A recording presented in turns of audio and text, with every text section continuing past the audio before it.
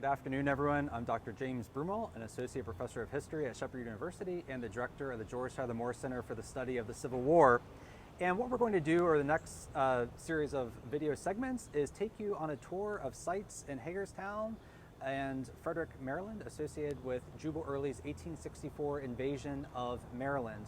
In order to give some context to that story and preface everything we're going to speak about in the ensuing episodes, we're going to start here in Hagerstown, and indeed we are in the epicenter of that community during the 19th century, and we are joined today by an expert on Hagerstown during the Civil War era, but in particular on the 1864 Confederate ransoming of this city, and that is Stephen Bockmiller, who is the author of Follow the Money, the 1864 Confederate ransom of Hagerstown, Maryland. Stephen's going to take us through a series of sites over the next couple hours, and he's going to take us into the Washington County Historical Society, where there we're going to see some primary source materials related to the events in 1864. And so with that, I'll go ahead and turn it over to Steve. Thank you, and thank you for having me. We're standing on South Potomac Street, just below Public Square, which is the center of the original platted area of the city of Hagerstown. In the summer of 1864, things were changing. The election was coming up, and the tactics were starting to change in order to try to bring the war to a close. As a result, the Confederates, when they came into Maryland in the summer of 1864, they brought a new tactic with them in response to what was going on in the previous months down in the Lexington area, etc., in Virginia, and that is a form of economic warfare known as ransom.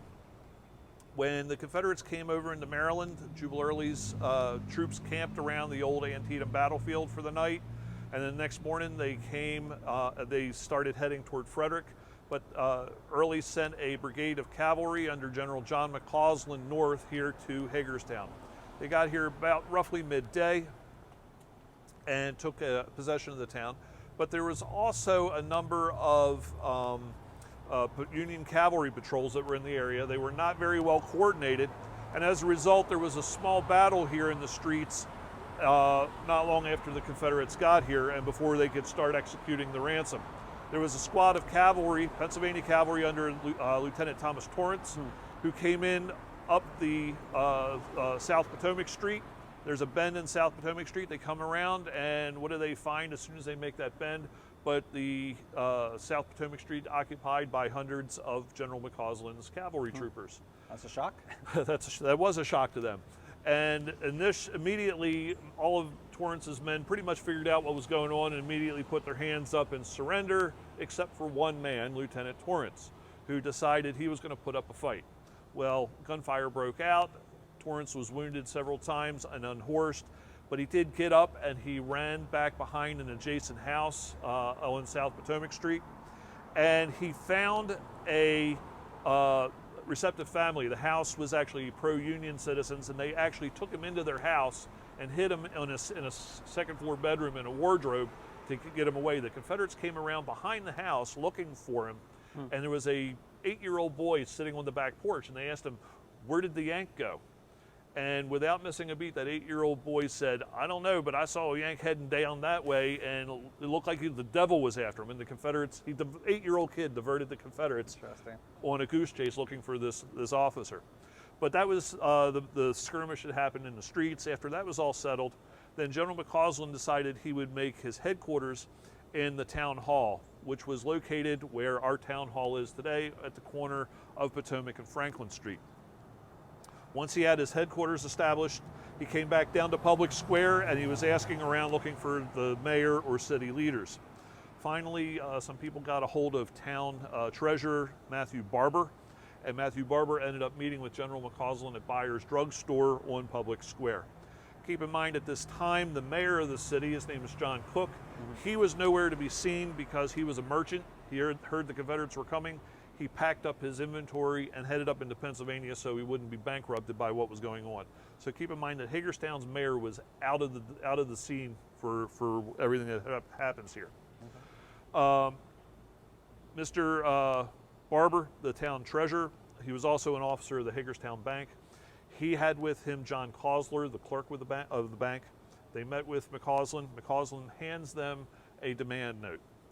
And the demand is that the town needed to turn over $20,000 and 1,500 complete sets of men's clothing within a period of 3 hours, or the usual punishment will be inflicted, which was code for we're going to burn your town. Yeah. Stakes are high. Stakes are high, and Barber really did not know what to do here. So they made arrangements to meet with the most prominent citizen in town. His name was James Dixon Roman. He was a former congressman, and he was also the president of the bank that Barber and Clausland worked for. So keep in mind, Barber is a city councilman / treasurer, but he's also an officer of the bank.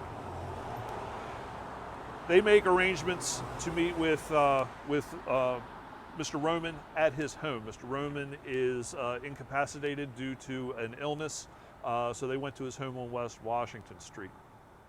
And it's from here that everything really kind of unfolds and plays out, all within about a 2-block radius of here. Both the demands and the payment, and ultimately the Confederates leaving town. The secret here to understanding this story is it's not an overly simplistic story. Everybody gets the feel or the thought of they made a demand of $10,000 or $20,000, and everybody went around with big baskets going door to door asking for cash. Right. That's not what happened here.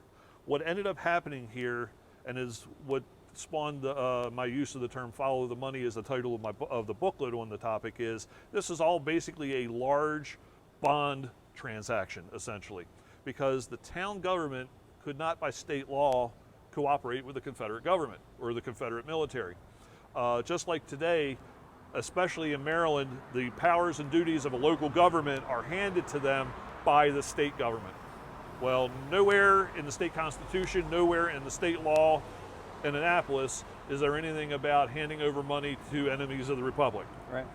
So as a result, they're in a bind. What do? They got to figure out a way to save the town, but they know whatever they're doing is going to be essentially illegal. And they got to figure out a way to make it happen and cover everybody's interest in doing so. I think it's important to note too that this is a community that's been touched by war now for three years. I mean, we've had major armies coming through this area. It's probably a war-wearied population, and townspeople are probably really scared.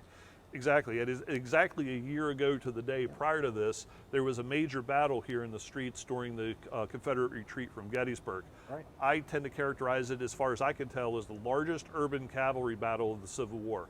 Almost the entire battle of Hagerstown was fought by cavalry, and 80% of it was fought literally in the street grid of this town, which was almost unheard of for cavalry actions. Yeah, it is indeed. Wonderful. And so with that, Steve's going to go ahead and take us on a tour of some of the sites, and we look forward to seeing you soon.